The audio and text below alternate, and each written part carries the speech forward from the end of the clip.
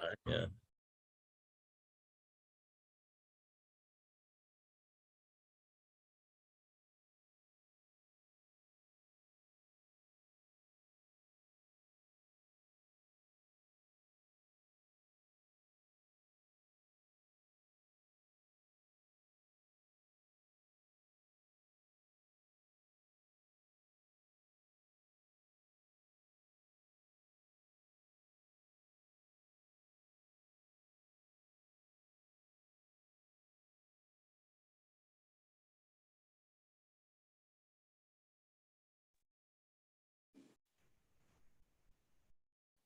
All right. Okay, the time being 9 a.m. on September 21st, 2023, I'd like to call this meeting to order of Kane County's Public Service Committee. Clerk, please call the roll for attendance. Okay. I got the wrong sheet. Sanchez, Sanchez present. Young, Young here. Thumbs, Lewis, Surges, Tepe, Deputy here. Williams. Present. You have an in-person quorum. And we have one person that I'm aware of that requested remote attendance. That's Mr. Young. There are no objections. We will consider him a part of our meeting and a voting member. Okay. Let's move on. Approval of the minutes for August 17th, 2023. Someone make a motion to approve those minutes. Mr. Chair, I ask for unanimous consent for approval of the minutes. Okay, any objection? Minutes are approved. Public comment. I'm not aware of anyone signed up for public comment at this time. I don't see anyone online from the public, so we'll move on. This month is largely budget reports, so I think it's pretty straightforward. Finance, as always, if you have any questions, you can reach out to them on this month's finance report. We'll go next to the recorder's office. Ms. Wegman is here with us today. Good morning. Are there any questions? Whoops, that didn't do so good, does it? Are there any questions with reference to the reports? Any questions from the committee or the board at this time? Okay, so now we're going to do our budget. And I'm going to say, don't blink. I usually like to keep it short and sweet. And that's what I've done this time. So as you're all aware, do we have to do it this way? The recorder's office is totally fee funded. So our revenue projection for the year is $2,765,540. Our head count is nine and a half. Actually, it's 11, including myself and the other half. Salaries, we're increasing to $700,456. You can see that the non-payroll expenses are very minimal. One of the things that needs to be taken into consideration with the recorder's office is that we deposit all of our revenue into the general fund. And we only lay claim to a certain amount, which is what's necessary to fulfill this budget. The rest of it goes back to the county, including our recording fees. So you can see that there's usually quite a bit of excess dollars, and it goes back to the county to do whatever they want. That concludes my presentation. Okay. Any questions on the recorder's budget? Mr. Tepe? There's a substantial decrease in your revenue. Would you please explain that? We are not receiving documents to record like we have in the past. That's way down. Fortunately for you all, though, the revenue, the transfer taxes come in and go to the general fund. The number of documents that we record, that goes into the automation fund. And since the doc count is down, so is our automation fund. We work with doc numbers, you all work with cash.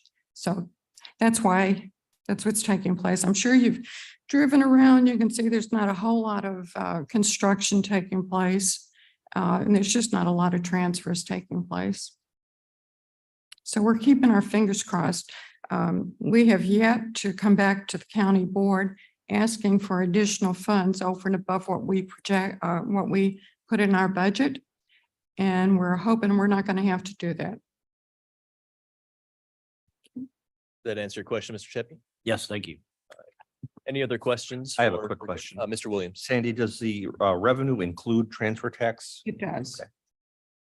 And we're totally reliant on what comes into the office. We don't make widgets, so we can't up our production. We have to rely on what comes in for us to take care of. Anything else from the committee? Thank you, Ms. Wegman, for presenting this. Have a next great year's budget. day. Next up, the treasurer and Mr. Lawson, let me know he wouldn't be able to make it today, but he sends his regards and Maria is here. I'm here. Um, Good morning. I'm sorry, I don't have the budget part.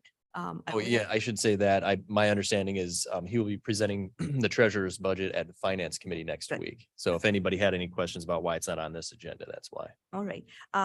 You have a report on file. I just wanted to let you know that we are at the point of preparing for our tax sale. We're preparing our publication. Delinquent notices will be sent out the end of the month. And we expect about 6,400 notices to be sent out. Tax sales November 30th. All right. Sounds good. Tax sale coming up. Anything from the committee? I just have a quick Ms. question. Lewis? Is that tax sale, is that higher number than normal or lower? Or We are pretty close to what we were last time. We we sent out 6,200 notices. We're sending out 64, so it's about 200 more, but we have more parcels too. Didn't that used to occur earlier in the year, the tax sales? No, it's always the last Monday in October. Okay, I must be thinking of something else. All Okay. right, thank you. Any other questions from the committee? Okay, thank you very much. Supervisor of Assessments, Mr. Armstrong. Good morning, members of the committee. My report begins on page 36 of your packets. You can see on the first page, the normal production regarding township assessor roll processing. All townships but one small one have been already published, and 10 are fully docketed in through board of review. There is an increase in board of review complaints so far, but actually below what we projected. This is a general assessment year, so we would normally expect to see a significant increase in assessment complaints as all parcels in the county have to be reviewed. On page 2 of my report, that is on page 37 of your packet, you can see our monthly production reports, just a large summary of documents we do. One other introduction I want to make, sitting to my left is my newest deputy, and this is Michelle Abel. Ms. Abel has joined us. This was the position that you approved a few months ago. So when we get to the budget, we talk about that differences, one of the differences from last year. And she's already paying dividends as she started doing field work, looking at non-homestead exemptions and looking at properties that have been not on the tax rolls, but really should be. And so whether that be the county board addresses that as new property or whether it's just making the tax base larger, which makes the tax rate lower for everyone else. That depends ultimately on what each taxing body does. But I can say this, when a property is not assessed and does not pay the tax bill it is supposed to pay, that generally means all your other constituents pay more. So whenever I talk about this, I always ask for a show of hands. If there are anybody who wants to volunteer their tax-paying constituents to pay more money so other people can pay less when they're not supposed to, see if there's any show of hands. No, nothing yet. So that still follows along the whole thing. Also, I did want to note that since we're all talking about budgets, today is the Feast of St. Matthew, the patron saint of tax collectors and accountants. So I appreciate the lining this up for our budget That's discussion. pronounced. And that's- oh, Praying at the throne. I'm sorry, Mr. Kenyon. Lawson must be praying with that I am certain he is at, I honestly, I don't know what parish he attends. Aurora. Aurora's a big town.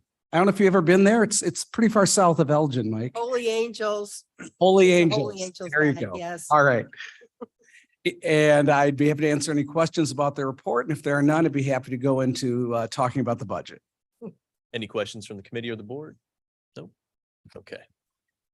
The budget, there are several versions of the budget, and it's showing the progression as we moved along. What I'd like to do is call your attention to page 55. I'm sorry, page 54. And that is where the fiscal year 24 budget summary for the second level is located. So this shows where we are now, and this is a good summary. And what I want to do is focus on the things largely that have changed from first level to second level. In other words, to call out what is different from what we expected it to be. So starting out about midway down, you can see the line for salary and wages. We see a $68,000 increase in that budget amount, and that reflects the new position that you already approved. So that we knew was coming, but it just didn't show up in last year's budget because it wasn't there at that time. Below that, we see overtime salaries. There is an increase of there from about $1,000 to about $10,000. The main reason to that is we are still at levels that are probably less than we need to be, but we don't know that we're at the level where we need to create a new position. And we also are doing some things outside of work hours. Occasionally, we will do property tax assessment presentations for other governments, including county board members, if anyone was interested in presenting that to their constituents. And so providing for funding for that. Whenever we go, I want to take deputies with me. And we have a table set up where people can check for their homestead exemptions. We have yet to have a presentation where somebody didn't end up getting an exemption that they didn't know they qualified for, and we were able to sign them up for that. And generally, we can sign them up right there at that moment. We don't need to wait for something later. So it's a very responsive way to do it. And at $10,000 with only about a $9,000 increase, that's not a significant amount to account for that. You can note the healthcare and dental contributions are dropped off. They're going into their own fund. That I presume you already knew, but that would show that. A big reduction that does not show up in the change between first and second level is under legal printing. That budget went from $170,000 to $45,000, and that accounts for moving out of the general assessment year. So that's a significant reduction. Employee mileage expense, I have increased from $4,200 to $10,000, and that's going to account for two things. One is we've already talked about the field work that Deputy Abel will be doing. The other thing is that the Property Tax Appeal Board has issued an order that the majority of their hearings are going to be in Springfield rather than here in Geneva for our taxpayers. So we do have to account for sending our representatives to Springfield. If we don't show up, we will be defaulted, which means we will lose everything. If attorneys realize that we haven't even budgeted to show up, they'll all want to go because they know they'd automatically win. So this is, again, it's not a large amount, but it's an amount that we think is necessary to cover that. As we get into that in another year, we'll have an idea of how often that happens. It's a little bit of a moving target. If you move down to page 56, at the top, we have salaries and wages for the Board of Review. The difference there was actually a little bit of an accounting snafu. If you looked at 2022 actual, which is our last year we were done, that's 66,192.49. Thought my microphone got cut. Oh, well, so much for St. Matthew, huh?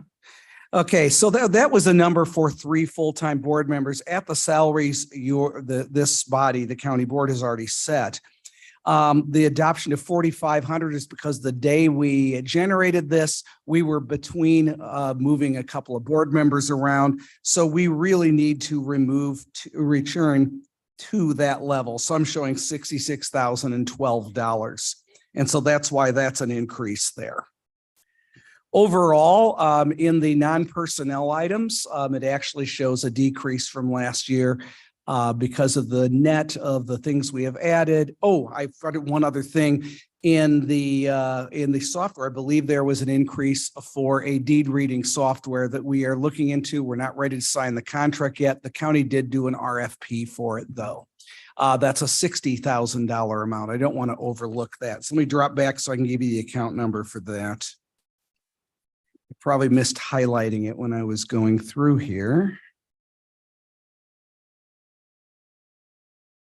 That would be in the bottom of page 55 under computer-related supplies.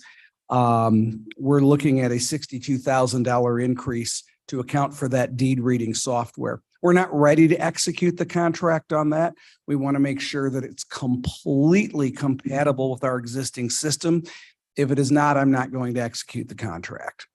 But if it works the way we think it was, we can actually get deeds transferred in our system, which also means in the treasurer system much faster.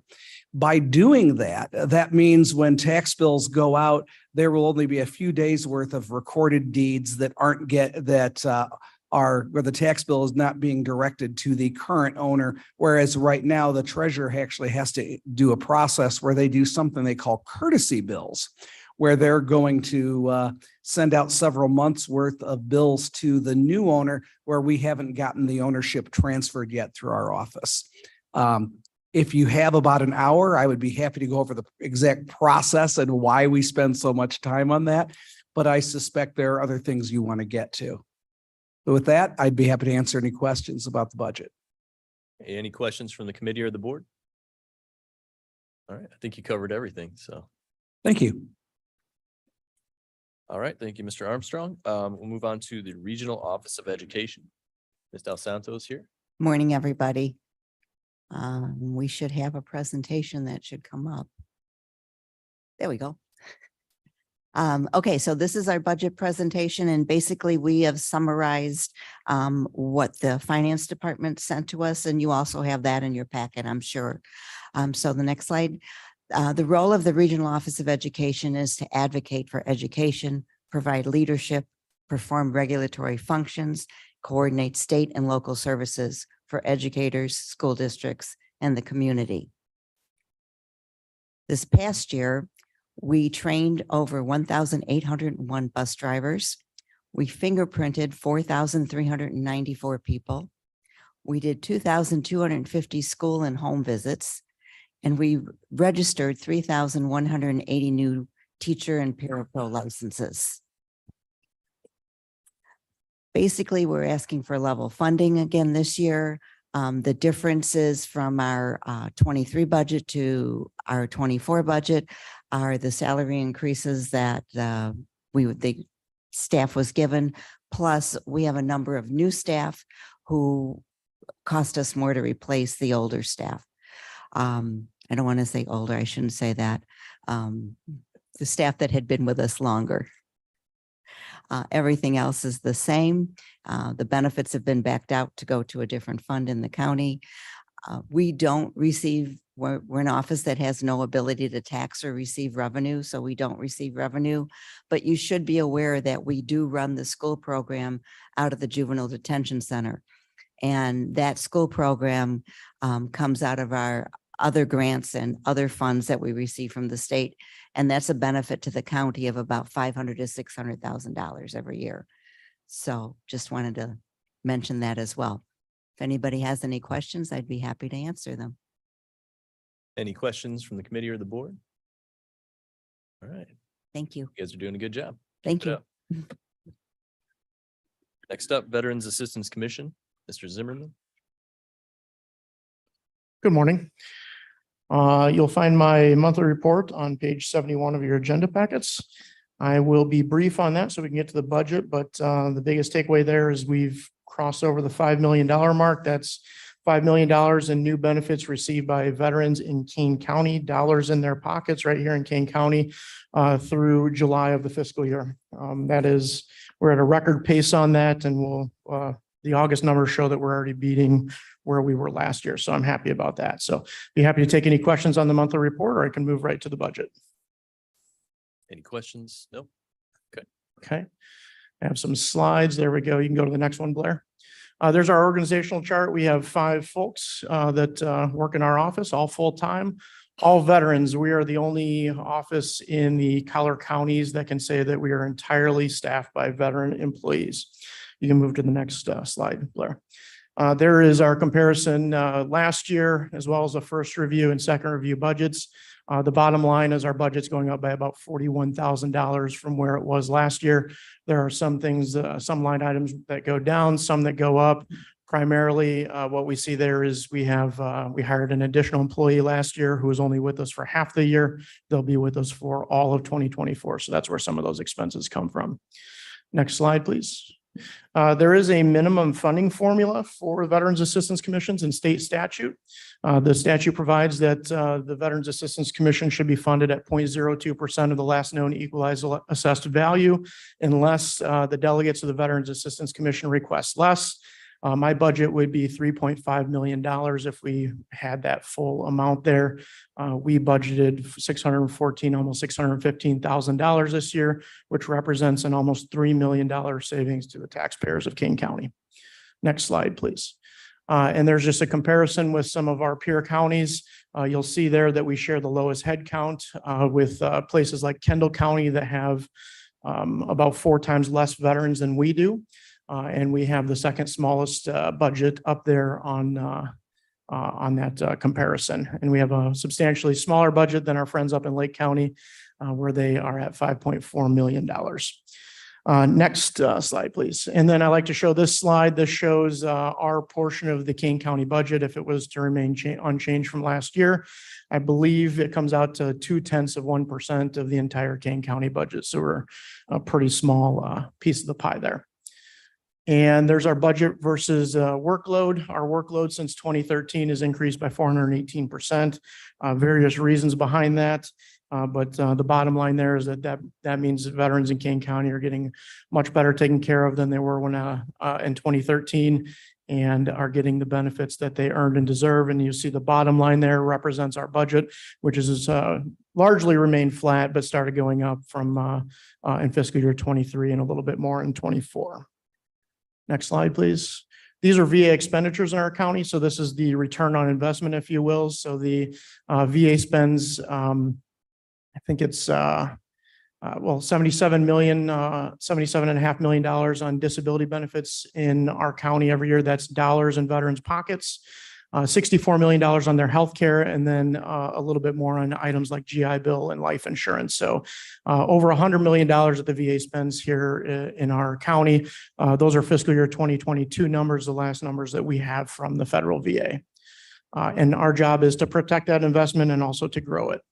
Next slide, please. And again, our return on investment. So for every dollar we received in property taxes in fiscal year 2022, we turned that into almost $19 that went into veterans' pockets here in King County. $5.79 million in new benefits awarded. That's last year's number. We're going to beat that. We're already beating that in August. 18,644 veterans call King County home, and our job is to maximize their benefits.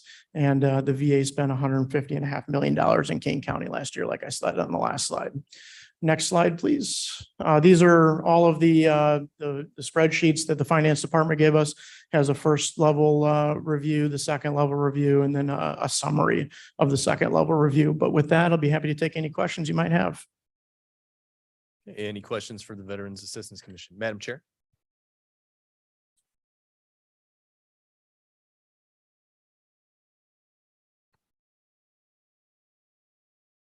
Thank you.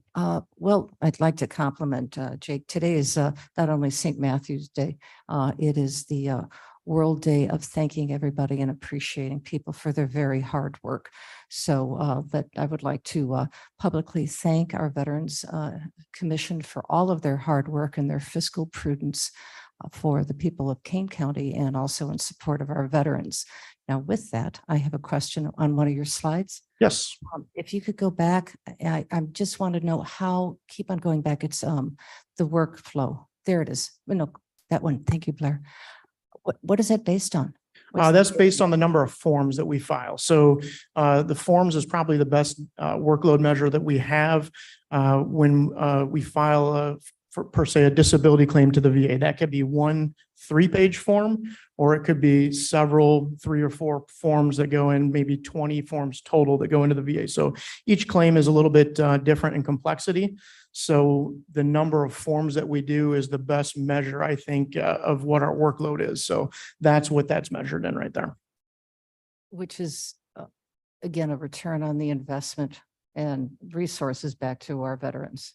Yes, absolutely. That's the $5 million. That goes to contribute to that $5 million that we brought in last year. Excellent. Thank you. Any other questions from the committee or the board? All right, thank you, Mr. Zimmerman. Thank you. All right, next up, County Clerk. Good morning. Jake, do you want to do our budget, please, too? All right. On our regular report, I'm sorry, you have a copy in front of you. We are a little bit behind last year in terms of revenue, but we're going to meet our goal of 1.2 million in terms of revenue. Again, I mention every month, and it's been great. Passport fees. We're actually going to probably this month. So next month's report will probably show that we beat the record from last year, which was our record ever for passport applications, and we're going to beat it a few months early this year. So that's been the saving grace. A lot of people are traveling, and we're happy that they're choosing to come to our office rather than going anywhere else, being able to get their pictures and doing everything. And hopefully they enjoy the service we provide for them.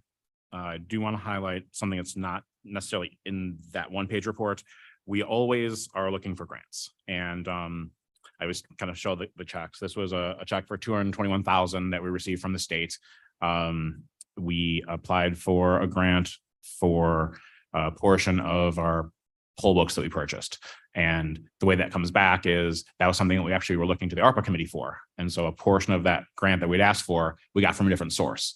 So that will allow the county to use that $221,000 for something else. So we're always looking, we're aggressive as we can be, and things pay off. So we're much higher in terms of what we receive in grants than ever before. And we're always going to keep looking to bring more money back to the county without having to go to taxpayers for that. So any questions on the report? No. Okay. For the budget, we lost our CPA last year. And so Tom was great at doing the budget and helping put that together. Unfortunately, you have 2 lawyers that put together the budget this year. And for anyone that knows, most lawyers go to law school because we don't want to do with math. And so we'll see what happens. I don't have a fancy PowerPoint and anything. I want to thank finance for helping us. Kathy and Juliet and everyone, it was great. We were behind the 8 ball, and we appreciate their help. And so our goal was to get this here. And so we can kind of walk through it, and I'll try to give you the 30,000-foot view. And if there are specific questions you have, we can answer them. But it's a little hard to compare. I'll get into it because in a presidential year, we're not comparing apples to apples. So we'll start on the revenue side. I think that's page 127 of the budget. We're a little behind our number for revenue from fiscal 23. There are a couple reasons. The passport number we talked about, we're not anticipating a record year again, but we might. And we don't want to overestimate because we're not sure. Another change is the way that election fees are calculated. It used to be part of our revenue, and the reimbursements that we get for election judges are not showing on that change from the first level to the second level. So on page 130, I believe it shows that 105,000 for election judge reimbursement, so it's not in the revenue side of the budget before it comes in elections as a reimbursement. So that's basically the $100,000 difference between what our revenue estimate was for fiscal 23 versus 24. So on paper, looks like it's a change, but it's not really a change. So revenue side, like I said, we're basically about the same in terms of expenses. Like the recorder's office, like Recorder Wegman mentioned, they bring in revenue for the county and they fund their expenses. The clerk's office with regard to everything but elections. So Hold on a minute, Mr. Chair, would you bring up page 130 on the screen, Blair? Thanks. just that line for Illinois State Board of Elections, election judge reimbursement. So it's just in a different spot. The finance department felt that, Mr. Duggan, needs to get the microphone closer. I'm sorry, the finance department requested us to make that change. In fact, they actually did it for us. They thought that the nomenclature of election fees was not clear, and they felt that this comes as a reimbursement from the Illinois State Board of Elections. They only reimburse $45 per judge, and they only reimburse the actual election day. We, as you know, we have election judges for early voting, grace period voting, election day, and also we have election judges that have to review and approve the vote by mail ballots as well. So the election day reimbursement is shown, but it's not really an election fee. And so the finance department thought it would be better named as they did, Illinois State Board of Elections, election judge reimbursement. So that is now on account 37,583 instead of the election fees. We should have zero on that election fee account forever going forward, because it's been renamed and and so that'll probably be deleted as a line item in the next budget. I just didn't know how to do it. And I didn't want to mess around with it and ruin something and delete more than I intended. Better safe than sorry. I know. Again, lawyers, budget, remember. And then, as I was saying, we're pretty much self-sufficient in terms of the revenue generated for vitals, passports, and tax extension. It's everything that's mandated in elections. As John mentioned, we're not getting much. We get some grants and we get a small reimbursement, but as he mentioned, we're getting a small portion of the election day, election judges only, even though the state's mandated early voting and vote by mail and grace period voting and all those other things, we're only getting a tiny drop in the bucket back for it. So with regard to those other non-election areas, expenses are basically flat from last year. The only exception being the collective bargaining related staff costs. So we'll get to the bigger changes. Like I said at the beginning, everyone wants to look at the bottom line, and we can, but comparing fiscal 23 to fiscal 24 is not apples to apples. In 23, we had one consolidated election. In 24, we have 2 elections in a presidential cycle, the highest turnout we have in any 4-year cycle. And one thing I want to point out, a primary election, while maybe not as many people vote in March as they will in November, all the expenses, all the costs that go into running a general election are the same in a presidential, or the same in a primary election, other than we can have 3 judges per precinct as opposed to 5. But everything else, all the election security things that go into it, all the polling places that are open, all the other judges that do the things we talked about for early voting, for evaluating the vote by mail ballots, all that other stuff, the mailings, the printing, everything else that we do, it's the same cost. And in the past, a few years ago, I think I was on the board when the county put in there's a $290,000 every other year expense, or basically put aside $290,000 in 1 year to cover the cost of the primary election in the even numbered years. As you can see, $290,000 doesn't cover an election. And one of the things that's been, it was more work, but we appreciate working with the finance department to have all these costs out here so that in the future, we're not looking and saying, well, why is this higher, or what happened, or why do we have these changes? Everything's here, calling out where the election judge expenses go. We're going to talk about mailing in a second. Mailing expenses used to be a different part of the countywide budget as opposed to here. everything's going to be here. So hopefully it's going to make the budgeting process easier and more transparent in the future. But just from the bigger idea, we're not comparing 24 to 23. We're really comparing to 2020. And that is even a tough thing because that was 2 COVID elections. And so there were certain costs in that budget that we're not necessarily going to have here, but we have certain things that have expanded since then. So we'll try to look back to 2016, the last presidential, but the election world has changed since 2016. The state's put in so many more mandates since then, but they've expanded early voting. We've expanded vote by mail. We have the permanent vote by mail system now, and those mailings that go out. So like I said, you may see a larger number, and we're going to talk about the reasons why. And hopefully we're not going to have these bigger changes, when this office presents its budget 4 years from now for the presidential as well. So one big difference is going to be the mail costs. It's broken down. There's a short little page 173. So in the past, mailing costs have come out. I don't know the line number, but it was a countywide expense. We do our mail, the mail went out of the mailroom, mail went out, and that's how it got done. So here the breakdown, the $520,000 for the mailing costs. The first mandate, we're required by state law to send out a mailing to all registered voters to let them know that permanent vote by mail is an option. We send a copy of the application, and we have to follow the mandate. One change we were able to make in the law was that we used to have to do it twice in an election cycle.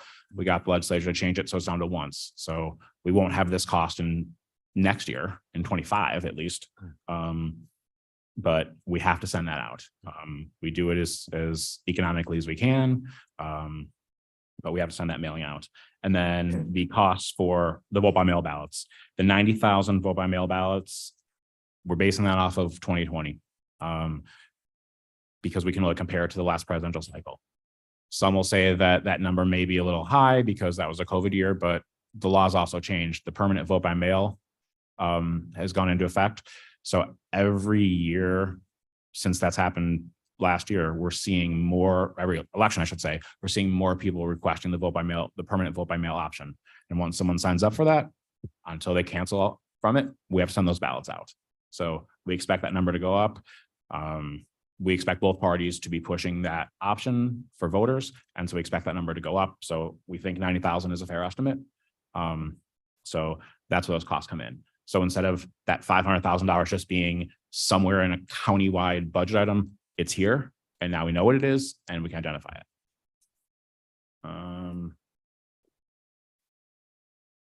We talked about the requirements for vote by mail. One thing, thanks to some grants that we received and some savings back in 2020, we were able to purchase the automation equipment for vote by mail. And that makes a huge difference in cost savings. So in 2020, when we mailed out those 80-some thousand vote by mail ballots, the time saved in staff time, because in the old days you were manually putting those ballots together, folding, assembly lining, the cost savings through the automation, through the equipment we purchased, the quality control of, when you're doing that assembly line, if you're one off, it's going to throw every ballot off. The equipment does the quality control, it drops out. We know that that person who requests that ballot is going to get the right ballot with the right ballot style. It's going to go to the right place through that equipment. So in terms of we probably saved $400,000 to $500,000 in staff time with that equipment, which we paid for already. So it's savings now. So it's a higher number for the postage, but we're also saving that time because of the automation that we have. So this, thankfully, it could be higher. We talked about the election judges. We mentioned that already, that breakout. We talked about a second election. The other driver, we have a little higher printing cost this year, but we are printing our ballots in-house now. So we were able to get a printer to be able to do this in-house. So it adds to our security without sending the ballots out to another source. They're being done in-house, they're kept here, they're printed in front of election judges from both parties, and everything is done in our facility. So we're saving on a contractual expense to send them out to be printed, but our in-house printing costs are going to be a little bit higher. The biggest is the election judge. Yeah, I give a memo on that. Yeah, that's page towards the end, the election judge memo, starting on page 174. It's just broken down to the cost of all the election judges. Again, instead of pulling it from different sources, we want to be transparent about what the costs are going to be. The additional costs for those early voting judges, the additional costs for the judges that review the vote by mail ballots. Because remember, when your ballot comes back in, there are 3 judges that review every signature to verify it before those ballots are even opened, to make sure that the person who voted is a registered voter and the person who signed it, et cetera. So we made sure that those costs are here so you can see them, they're open, they're transparent, and that we're covering everything. It's been a challenge to get election judges. We've talked about before. Statutorily, it's the party's responsibility to send us judges, but for whatever reason, we haven't gotten them. And so we can't just say, well, they didn't do it, we're not going to run the election. So we're out there recruiting. We have increased the election judge payment because we're just trying to find them. Every county is in the same boat. But that's still a drop in the bucket of what we actually need for election judges, election workers, whatever you want to call them, the early voting, the vote by mail, everything. So those are here. This is fully funded so that we can be prepared for 2024. We know that more people are going to come out to vote, and we want to be ready. And so we didn't have all these expenses in 23 because we had 1 election, not 2. So.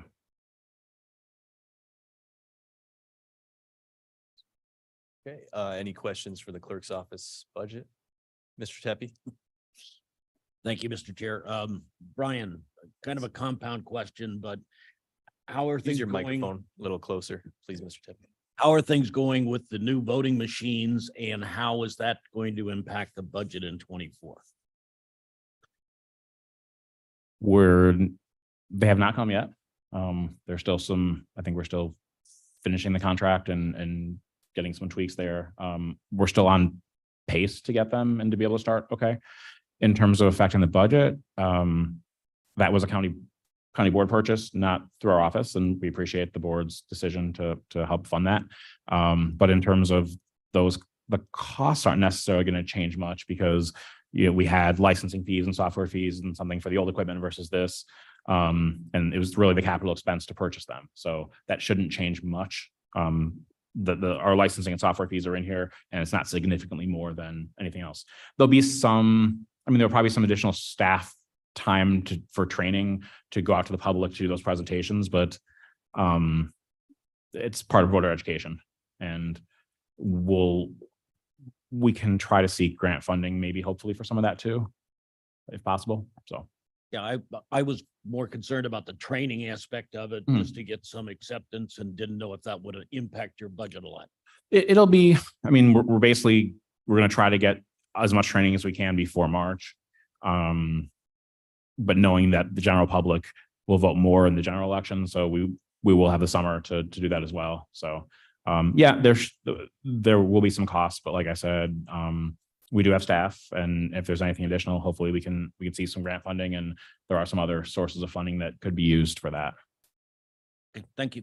And we will appreciate the support of board members and other elected officials talking to the public when you're at meetings. It's something we can do to come out to those meetings and bring some sample equipment and talk about it, but you'll have your experience. Come over to the office, play with the machines, learn how they work. And then when you go out to the public, to your meetings, we'll have handouts and presentations and things, and you can help with acceptance with the public too.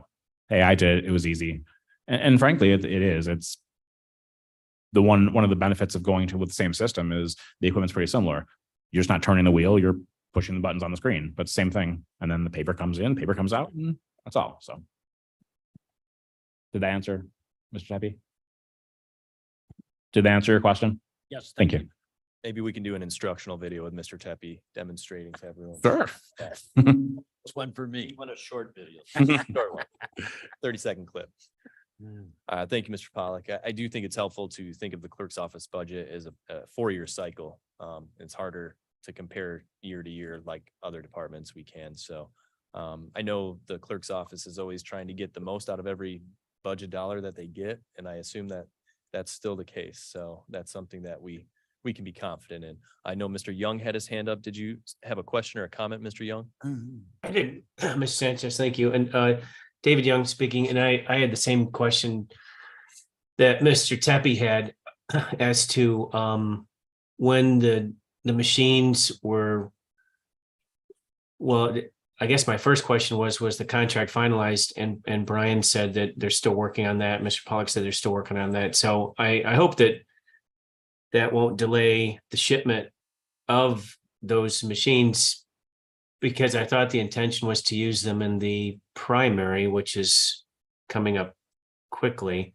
So I was just curious as if you could expand a little more on that, Mr. Pollak, on when you think you'll start getting these machines, and are you still planning on using these for the primary in March? Excuse me. And if you could just expand on that. And I also was curious about the training, and you guys did talk a little bit about that as well, but kind of the same question that Mr. Tepe had, except just go a little bit further. Yes, the plan is to use them in the primary, and the goal is to have them here as soon as possible. We're actually going to be starting our training very shortly. So we will be prepared, and they'll be ready for the voters as expected for the March primary we're planning. So. Okay, so the holdup on the contract isn't going to didn't stop these, because I know that there was a long lead time associated with these machines. So, but that didn't. I assume Hart is manufacturing these, and they're going forward with this for the county, even though you don't have a contract. Yes. Okay. Yeah, I think if we were behind schedule, IT would be putting a lot of pressure. They probably would have done your budget presentation today. There's just a few things that reviewing to make sure that the county is protected, and that's the job of the county. Okay, thanks. Thank you, Mr. Young. Anything else from the committee or the board? All right. Thank you, Mr. Pollak and Mr. Duggan, for presenting. Other business, I'm not aware of any. Mr. Chair, Mr. Tepe. kind of a point of order. In our documents on page 30, there's a resolution that was not on the agenda. It could be that this resolution was taken care of last month. Let me pull that up. So I don't know that I saw that.